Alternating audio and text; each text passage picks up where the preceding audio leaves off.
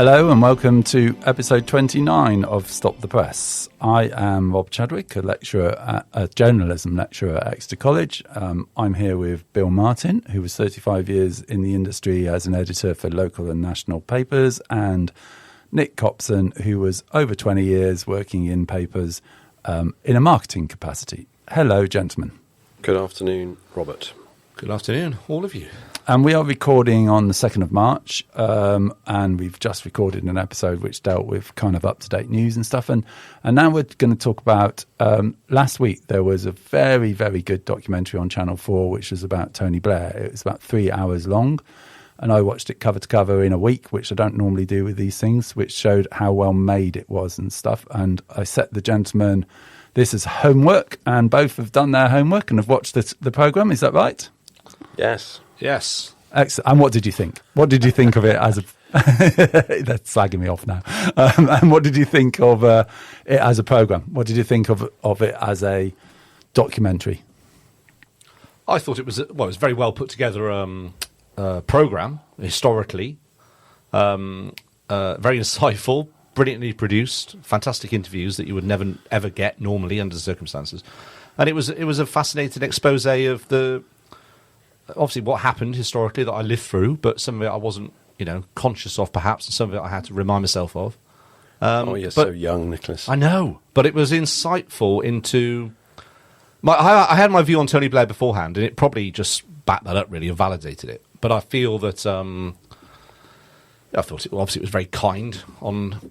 towards Tony Blair, as you'd expect it to be. Do you think... I didn't get that impression. What did you think, Bill? Well, I mean... If you ask me what I thought of the programme, yeah. I mean, it was a really good documentary, wasn't it? And it told the story really well. I actually thought with the access they had to him, particularly, to Bill Clinton, to his son, I was actually a little disappointed with some of the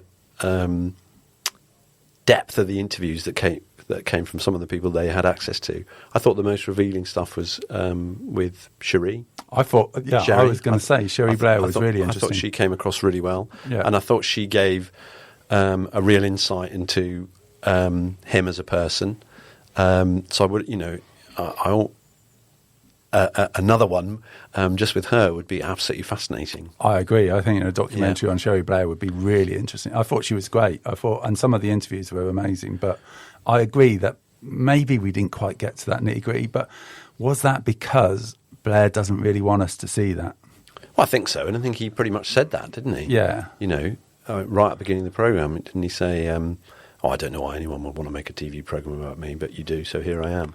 He's got that sort of quite odd politician stance still, hasn't he? Yeah, he's very much the politician still, isn't he? Yeah. He said that, he said once you're a politician, you're always a politician, aren't you? And, so, I thought I enjoyed it. I watched it back to back straight through like you did. But documentaries like that, they're always easier to watch when you can remember. Yes. Yeah. So, it was fascinating for me. Yeah. Because I was first a newspaper editor when he was in power, and it was a really interesting time and experience, very different time as well, I think. And you've always been a bit of a fan since that time because of your which you've talked about in an earlier episode, but it's probably worth summarising again. When you met Tony Blair, how did it go? What happened? Well, I have always been a fan. I mean, a bit like when Boris was Prime Minister, I remember seeing an interview with John Major, and I remember joking with you guys about, God, it's taken the chaos of Boris for me to sort of yearn for a bit of the sensibleness of John Major, a bit of diplomatic authority and that sort of thing. But with Blair, I mean, I just thought Blair was a very effective leader, and I met him 2 or 3 times in the course of my editorship, and not only was he very charming, but he was clearly very clever and very ambitious, and it was very easy to sort of swoon a bit when you were around him. He was a properly charismatic leader. You look back over the weekend we've just had, and you've seen that our current Prime Minister sort of faffing around, hiding behind legal advice, trying not to offend Trump. It's it was the very epitome of weakness, which Blair wasn't. Blair was prepared to make unpopular decisions in order to get the right thing done. And whatever you think of those decisions, I think that's really admirable. Even down to the day he decided, actually, I'm going to lead the Labour Party. Him and Gordon Brown had spent months, years, I think, working together, and Brown was going to be the leader, and Blair was going to be his right-hand man. But, there was quite a poignant moment, wasn't it, when he rang Cherie and said, "No, it's going to be me." Yeah. It's a big thing, and he had to very go. Much so. He had to go and sit down with Gordon, and however many hours later they came out, and Blair was the man, and Gordon had bought into the idea. A deal was done. He was. Even now, no one's quite sure what the terms of the deal were. You can see there's still a sort of bristling resentment about that, but it had to be done, and I admire that in leaders, and I think we've seen that the polar opposite to that. With the current Prime Minister, in that, as soon as he thinks something is unpopular, he changes his mind. Yeah. So he's... Yeah. It's interesting as well that as time goes on, years go on, I think Tony Blair's stock or standing, I mean, obviously in the UK as a PM, that I think he won three elections, didn't he? He did. He did. Which only Labour Prime Minister ever to do correct, so. Yeah. So that stands for itself and speaks for itself. But I think in the world... In the world view, I think, because Britain has had a succession of very weak leaders, really, and instability politically, I think Tony Blair's position has gained greater and greater credibility as time goes on. I think in the world, possibly. As a worldview, yeah. Certainly not in the country. I think maybe, correct. Especially by the people on the left, he is very judged these days because of WND and Iraq, etc., etc. And there is definitely, we want to forget all about Tony Blair in the left-hand side of the argument. But on the world stage, but he wasn't left-wing enough, really, strong. Was he? And it was interesting to have... He was just slightly left to centre, wasn't he? So. Yeah. And it was interesting to have Corbyn as one of the interviewees in that programme as well. I thought Corbyn was really interesting in that programme as well. But he's articulate and clever, isn't he? He is, very much so. I think he's basically someone who's a bit deluded, was what Corbyn said, yes, wasn't he it? did. Which I thought was quite interesting. And actually, when you look at the interviews with Tony Blair, I think maybe he is. I think he doesn't sort of register that people would criticise him for anything that he's done. It doesn't seem to be something that he's even aware of to any great degree. I think what it showed to me as well, and you see it time and time again, and this is why The Lord of the Rings is one of the great works of fiction, isn't it? Even though I've never read it, but I get the idea. It's the idea that once you're the holder of the ring, now whether that's power or money, it's normally one of those two. Slowly, it corrupts you in some way, doesn't it? Yeah. And I thought the documentary was really good in showing, by the time Blair was visiting Iraq, and he was sort of shaking hands with hordes of happy children and things like that, with that big grin on his face, you could see he had this sort of messianic quality about him. Do you know what I mean? You could see he was sort of enjoying being this sort of great hero and saviour of the earth and stuff like that. That happens, and I mean, I can't think of a single. Happened to Mrs. Thatcher, happened to him. Once you've held the ring for probably too long, power can corrupt you, can't it? Whether that be morally or intellectually or whatever it is. But I thought that was fascinating. Because he and his team had done some great work, Northern Ireland and Kosovo. I mean, clearly things which you look back on and go, well, Blair did a fantastic job in both of those instances. But but also at home, there was significant reform in the UK. Independent Bank of England, Sure Start programme in local communities. You could reel them off. That was a government that landed with a real agenda and a deliverable agenda, and that's so in stark contrast to the current government. Yeah, correct. Again, so again, it was a Iraq. I still don't know whether that was the right or the wrong thing to do, but I thought it was really instructive. If you watch the documentary and you see the lengths that Blair went to get the international community to sort of sign up to the idea, and even when they didn't, he then sort of went and sat in a room on his own, came out and said, right, well, I'm going to do it anyway. Yeah. With Bush kind of, and really held up Bush, kind of, we've got to get the international community on board, where Bush was kind of going, no, we don't, we'll just do it. Yeah, and, as you'd expect with an American. Yeah, exactly. Yeah, exactly. And it's just telling that at that point we had a very equal relationship. You know, Blair had a very equal relationship with Clinton, had a very equal relationship with Bush. And now look at what we've got. Well, he was undoubtedly a world leader. He was a world leader. He was a charming man. That's been said multiple times in the documentary, and you could tell he was a charming man. He was eloquent, educated. He had a sly wit about him, but he was also a strong leader, and people respect leadership. So if you're an American president and you've got a PM who's obviously wields power and controls that power diplomatically, you're going to listen. Of course you are. Yeah. So he took that decision to the Commons, didn't he, and won the vote. Yes, yeah, he did. He had a majority, so So Keir Starmer, do you think he'd win? Well, no, exactly, he wouldn't. But so I was going to say, he had a majority, so he should.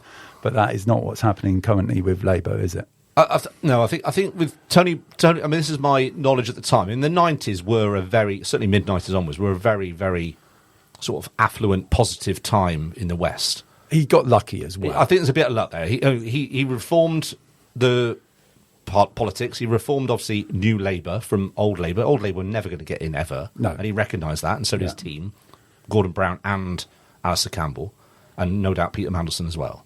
But he rode the crest of a wave, because what was happening economically in Britain was also happening in America. Yeah. So you would have been hard pressed to balls that up, I think, if you were PM at the time. Rode the boom, basically. Yeah. Well, I think there's a few people now who could give it a good shot. Yeah, Liz Truss would mess it up, probably. And Corbyn would have. Corbyn would have done. He wouldn't have. He'd have let his left-wing anti-capitalist instincts overtake him, and he'd have never achieved what Blair would have done if he'd have been leader at that time. In fact, we'd be a third world country by now.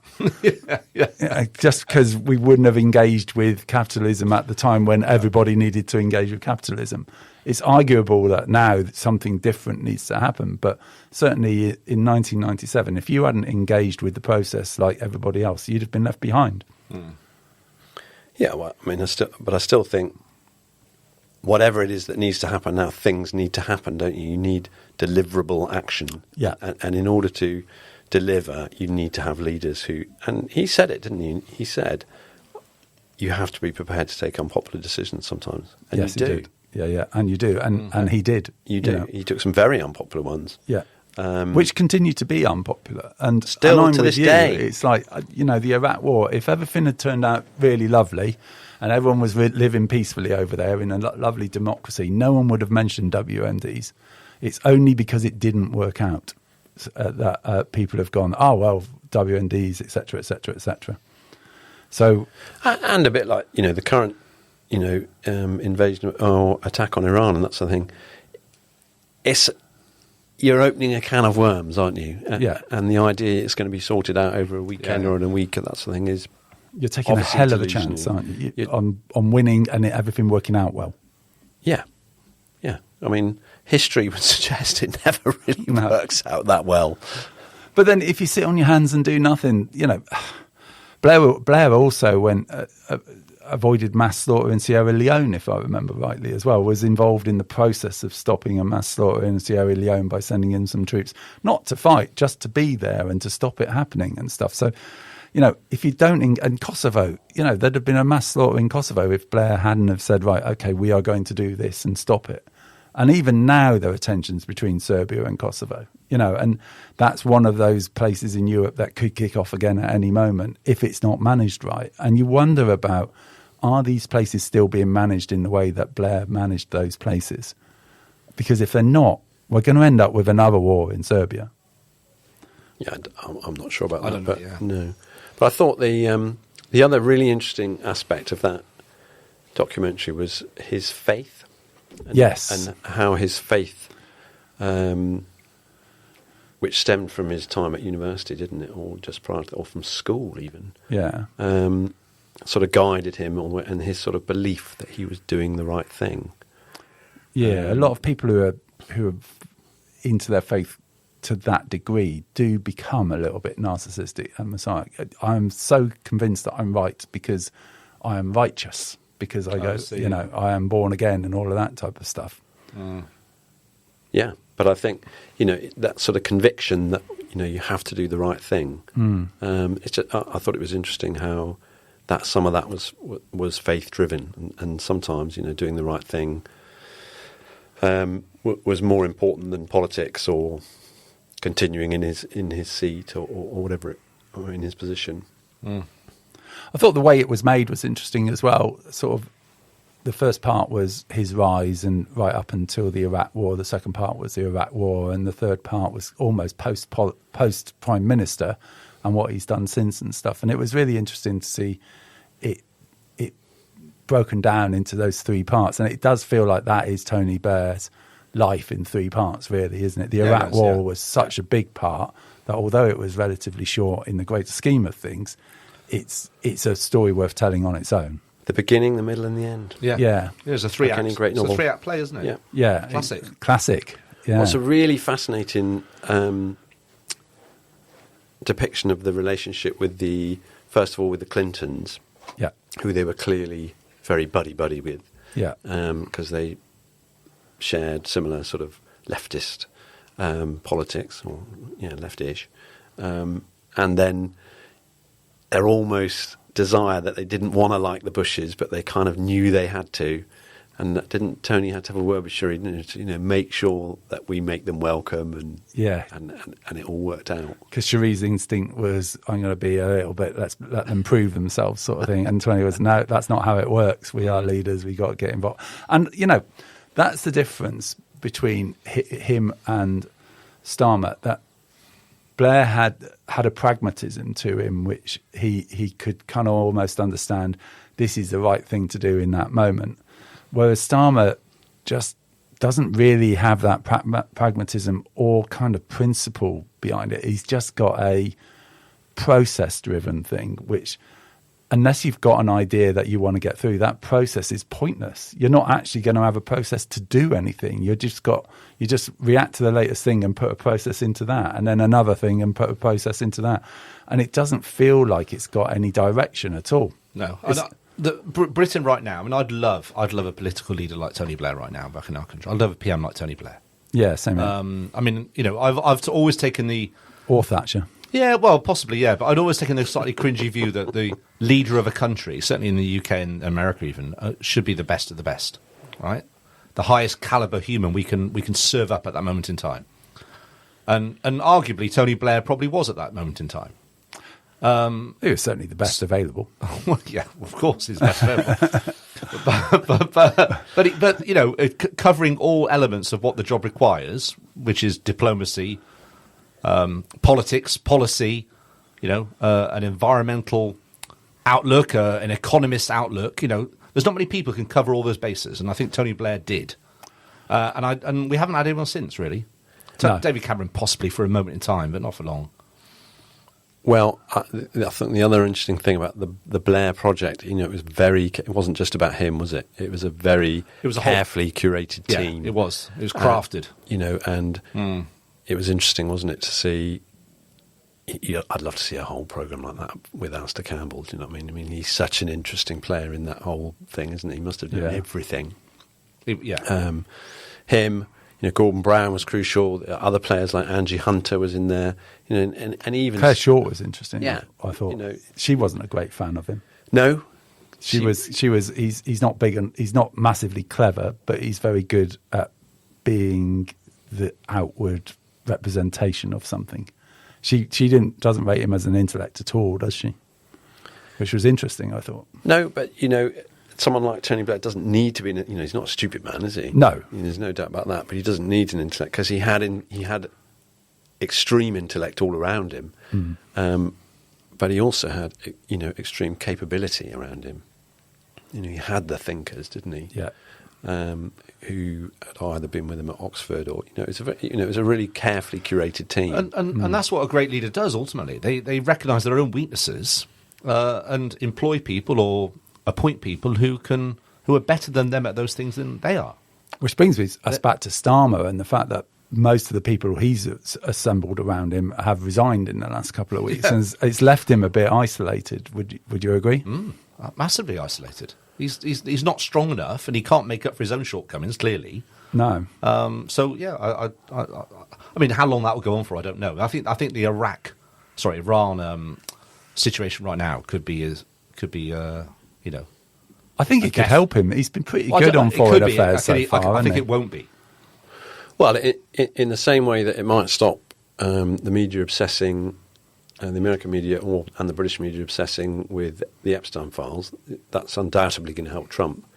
You know, it might help Starmer in the sense that, you know, I've even forgotten about that the Greens beat Labour in third position in a by-election last week. Yeah, and exactly. Which is an extraordinary election result. Unbelievable result, isn't it? I think Starmer will be compelled to support America in Iran, but he will do it without any conviction whatsoever, and that will be his shortcoming. How that will play out, I don't know, but I think the press will spot that level of weakness straight away. Whereas Blair was always convinced. He only did something when he was properly convinced that it was the right thing to do. Yeah.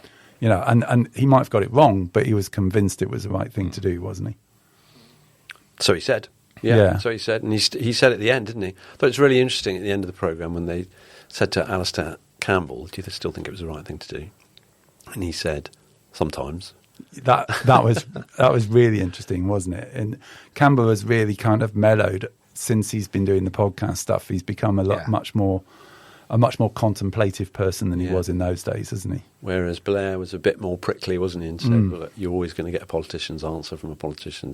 Basically said yes, but... Yeah, I'm not convinced that Blair's changed at all. I think he's the same person. You know, I don't think he's reflected at all. And coming back to what you said about him coming out of it, well, I've always quite liked Tony Blair, and I felt he came out of it as a bit narcissistic and not a particularly nice person, really.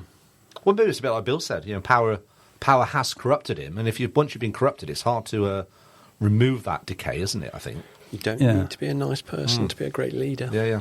No, indeed, you don't. Trump proves that. Well, no, he doesn't, because that would assume he's a great leader. You don't need to be a nice person to be a leader. Interesting. Team building difference there, though, isn't there? Because apparently one of the lessons that Trump learned from his first presidency was not to appoint the best people for the job in the cabinet. It was basically what he's done second time around is just appoint people who do exactly as he says. Yeah. You know, and don't question him at all. That's what happened with Blair towards the end of his time as Prime Minister as well. He had lots of strong people around him to start with, and then lots of people who agreed with him towards the end of it. Same with Thatcher. If you look at her cabinet towards the end, it had gone from really strong people to people who basically did what she asked them to do. Yeah. But in both cases, they went on too long, don't they? Yeah. You know, and there's a few things that I think we could have learned from America, but I think the 2-term limit on a president or a prime minister is a really good idea because I agree. I think people just lose the energy, don't you? It gets tiring, and you can see it in anyone who's been in the job too long. Get a bit drunk on power as well? Well, can do, with the notable exception of Sir Alex Ferguson, who just seemed to go on and on and on, didn't he? It also gets really ugly, doesn't it? I mean, the media, by the end of the second or third period, will be all over them like a rash. Whereas in America, they kind of know they're on the way out, so they're just waiting. They're biding their time then, aren't they? Whereas in the UK, you never know when it's going to end until when ultimately the media are almost like signing a death warrant. Yeah, and that's happened. That certainly happened with both Blair and Thatcher, really, wasn't it? It gets quite sad, doesn't it? Really? Yeah. Well, you know they were a significant leader. They were a great leader in many respects, and you watch them decline in decision making and also public perception to such a point that it gets quite awkward. Really. It's a shame, isn't it? Yeah. What do we think of what Blair's done since being Prime Minister then? What do you think of his foundation and the stuff that's gone alongside it? You know, working with despotic countries like Kazakhstan and stuff to advise and things. What do we think? Well, I mean, it's a natural thing for someone of his connections and capabilities to do, isn't it? You know, what the advice is, what the advice he's given and that sort of stuff. I don't know about, but I mean, I think I think joining the Board of Peace might be step too far. Well, I think he probably might be trying to wriggle out of that now. I would be if I was him. But you know, I think I've never understood why people, you know, criticise prime ministers or former prime ministers for making money on the back of what they used to do and things like that. Well, I think that's absolutely fine. They're so chronically underpaid as prime minister. Exactly. It's like, You know, of course they go out and try and earn as much cash in money. now. Yeah, exactly. He's Yeah, going to set up a foundation and, you know, advise countries in the Middle East on conflict resolution. Fine. yeah, You know, yeah. I think And you know, if you're going to talking, give speeches in the States and get paid $250,000 for doing it, well, good for you. Yeah. yeah. Wish I could get a gig like that. Yeah. It's amazing. Even Liz Truss manages to get a decent living out of it. That is amazing. It is unbelievable, isn't it? Apparently, Boris Johnson's fee is something in the region of £200,000, isn't it? For I think it's 250. That's what It's I heard. unbelievable, isn't Yeah. it? It's like the advance to get on a book, but yeah, You know, just that- for one speaking engagement. how fascinating.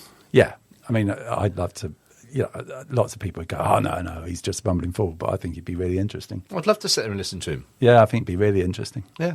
Have a conversation and stuff. I think it would be really interesting because I'm presuming for 250 grand, you don't get him come along for an hour and then sod off. I'd imagine he's having dinner with a few guests and a chat with people and stuff. Yeah. I'd imagine. Mm. I think it'd be really good. Surprised we haven't heard more of him in the last few weeks, actually.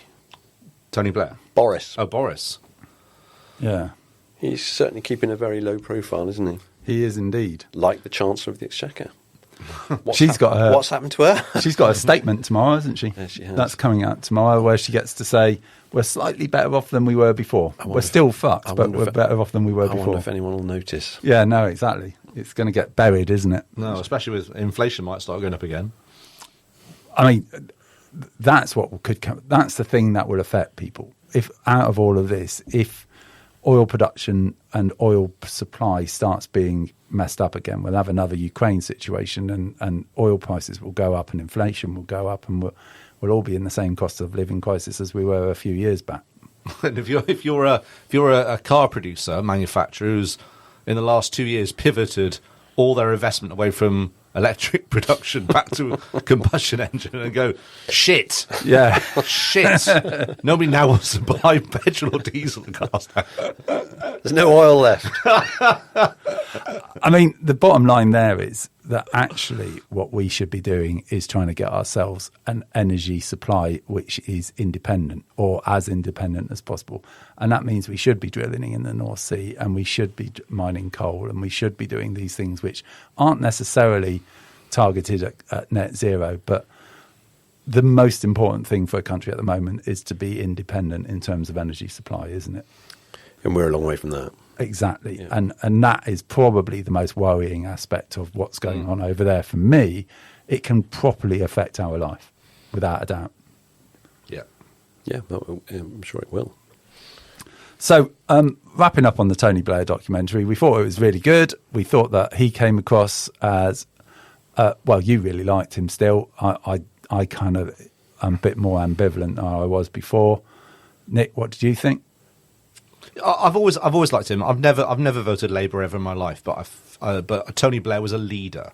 Yeah. I recognise leaders. I respect somebody who leads. I admire them in many ways, especially somebody like Tony Blair. And I feel, despite the Iraq situation, I feel, in my eyes anyway, his legacy is pretty intact, to be honest. And it makes me quite proud, to be honest. He was a Brit. I'd like someone who's that optimistic to be in charge again. You know, it really felt optimistic in 1997 when we got New Labour in power. Yeah, he came with hope. Yeah. He delivered hope, didn't he? And And it new doesn't leaders feel like that invar- now. No, it doesn't feel like that at all.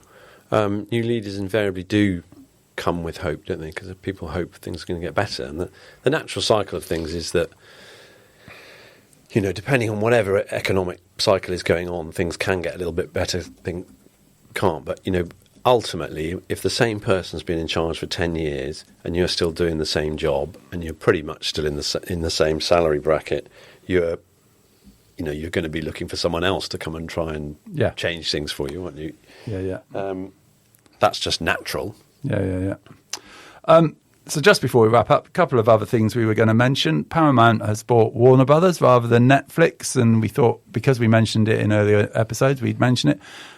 You've done a bit of research, Nick. What's the situation? Well, only in as much as everyone thought it was going to go the other way and Netflix would have it, but the bid was won by, and I wasn't sure how the bidding process was done actually, but it was won by Paramount, which has caused consternation to an extent prior to now in America because Warner Brothers had CNN as part of its stable, and Paramount has CBS.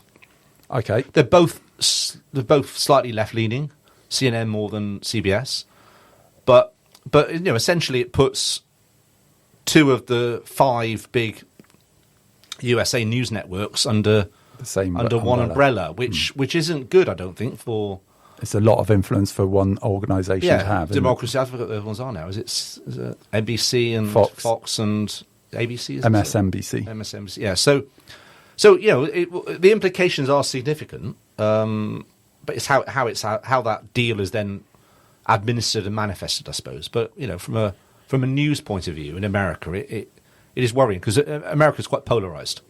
Yeah. More than the UK is really in terms of media coverage. So that's slightly worrying. So for them. So we'll see what comes out of it. From what I understand as well, from listening to Wake Up to Money, Paramount is the bid that was much more about rationalising the output, whereas Netflix was going to take Warner Brothers over and kind of leave it to do its thing, but just tweak it around and stuff. So it could also mean that we have a leaner offering from that company as well. But who knows? Maybe less films and stuff coming out of Warner Brothers. Who knows? I'm prepared to bet that we notice almost no difference. So am I. Yeah, we won't.